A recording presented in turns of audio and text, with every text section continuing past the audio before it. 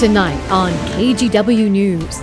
That's when she said she was almost kidnapped. Panic sets in for a father when a stranger tries to grab his 12-year-old daughter. But when I actually got it through my head, I was really, really scared. What she did to escape. Plus, students in crisis. They're pushing chairs, they're kicking desks, they're trying to hurt themselves with their pencils. Parents, educators, and counselors weigh in on why our schools are dealing with so many outbursts right now. But first, families line up around the block at Providence Park as kids brave the needle for their COVID shots. Your news starts now. That vaccine clinic comes as Oregon considers ending quarantines for kids exposed to COVID at school. It's something that can be a big headache for families to juggle. Thank you for joining us tonight. I'm Laurel Porter. State education leaders are considering new testing options that could keep students in class. Catherine Cook has more on that and the expanding options for kids to get the vaccine. The thrill of children waiting in line for ice cream. This is not. I'm getting COVID shot. No parent outside Providence Park questioned the gift of enthusiasm. I'm excited to get my vaccine. They were too busy giving thanks. It's a huge sigh of relief.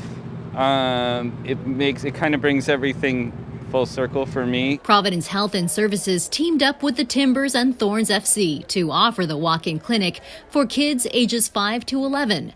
Their dose is 1/3 the size of adult doses. For a lot of kids, I'm a little nervous. that's still pretty scary. Any thoughts and advice for kids who are nervous to get a shot? Just look away from the shot. It'll be less pain. That should help 5-year-old Emery. Her dad, Omari, will too. I feel it's sort of a necessary step just so that my daughter's safe.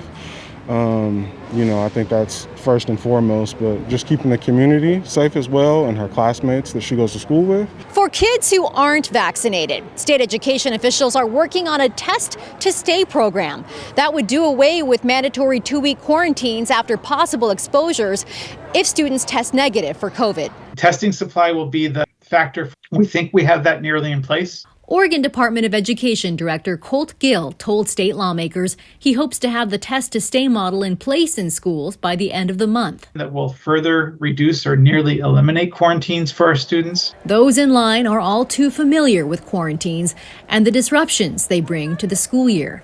Just another reason to get vaccinated. All I want to say is, what's my prize? We'll start with protection against a global pandemic. Then who knows? Maybe ice cream. In Southwest Portland, Catherine Cook, KGW News. They deserve it. Those kids are adorable. The rate of COVID cases and hospitalizations in Oregon continues to fall. 419 people are in the hospital across the state with COVID right now. This graph shows hospitalized COVID patients each day over the past year. And you'll notice we're much lower than the previous peak in late August, but we're still at roughly the same level we were at the very end of 2020. We also got an update today on breakthrough cases from the state. Over the last week, 75% of cases were in people who are not vaccinated, with 25% of cases in vaccinated people.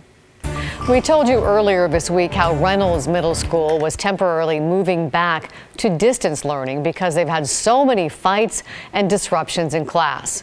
Today, the Oregon Education Association, which represents teachers, said this move back to online learning in Reynolds School District highlights a problem that's being felt in every school district in the state. In addition to the recent move at Reynolds, we've reported this month on fights and harassment at a Portland middle school and students who brought a gun and a knife to school in the Salem-Keizer district. So tonight, our Christine Pitawanich is trying to figure out what's driving the crisis and find possible solutions. Salem-Keizer mom Tina Reynolds is one of the many parents worried about their child, especially hearing about the fighting and other dangerous behaviors happening in districts all over. I have a 13-year-old son. He goes to Walker Middle School. He's been flipped off. He's been slapped in the back of the head. She says her son Dimitri told her someone also tried to push him down the stairs. The most recent fight had happened just as school got out. 4 or 5 Salem police cars went speeding by my house up to my son's school. This video sent to her by another parent. It shows a fight between two students, and then when an adult tries to step in, one of the students attacks the adult. We're definitely seeing a lot of that just extreme, aggressive behavior. And it's not just the young kids, it's, middle school, high school. I'm seeing a huge increase in social emotional needs. Kelly Ekberg at Portland Public and Carly Strauss at Salem Kaiser Public Schools are both school psychologists, and both are leaders in the Oregon School Psychologists Association. They say the reasons for the increased issues are multifaceted and compounded by the pandemic for both students and staff. Having to endure, whether they're getting hit, they're getting kicked, breaking up fights. That's not something that they necessarily signed up for as a teacher. There is some data available. Salem Kaiser Public Schools says disciplinary actions like suspensions are down when compared to this time before the pandemic during the 2019-2020 school year, with only the number of fights being up. Portland Public is reporting fewer fights and suspensions. But school psychologists say anecdotally, colleagues have said there's been an increase in student behavioral issues and needs compared to before the pandemic. The information from ODE tells us that trend was going up for, several years prior. It's just more of some of the same things we've been seeing. Angela Bonilla is an educator at Scott Elementary in Portland and frequently works in classrooms with teachers. Students are really struggling, not just with the academics, but with the interpersonal development. Students have a very low capacity for being able to problem solve independently. So little things, again, become big things. They're pushing chairs, they're kicking desks, they're trying to hurt themselves with their pencils. Like, how often does that type of thing happen? Multiple times a day, and it's multiple classrooms, and it's multiple students. Fights and just a lot of really unsafe situations, which is, leading to burnout by staff. Possible solutions vary, from more funding to hire additional school psychologists, counselors, and social workers, to giving teachers more time to prepare themselves, because now they're having to walk kids through more problem solving and teach students who may have differing and huge gaps in learning. We can't keep doing the same thing and expect different results. And right now we're in a crisis and we're trying to keep pretending everything's normal and just keep pushing through. But our kids need so much more, and we need the time to be able to give them that. Bonilla says money and resources to support students through the Student Success Act funneled into districts last year. But because of the pandemic and distance learning, many families had difficulty accessing it.